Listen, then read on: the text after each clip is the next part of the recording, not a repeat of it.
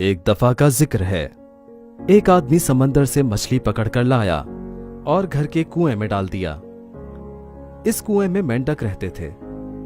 मेंढकों ने जब मछली को देखा तो मछली से पूछा, तुम कौन हो?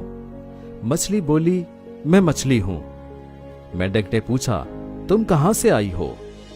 मछली ने जवाब दिया, मैं समंदर से आई हूं। मेंढक ने पूछा, वो क्या होता है?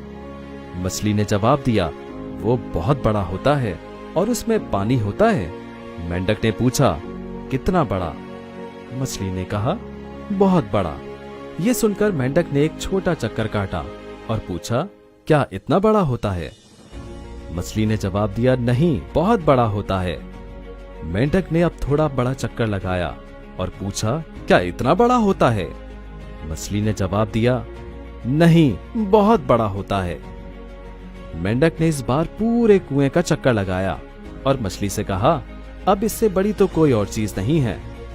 मछली ने जवाब दिया, तुम्हारा कसूर नहीं है, तुम्हारी सोच ही इस कुएं तक है।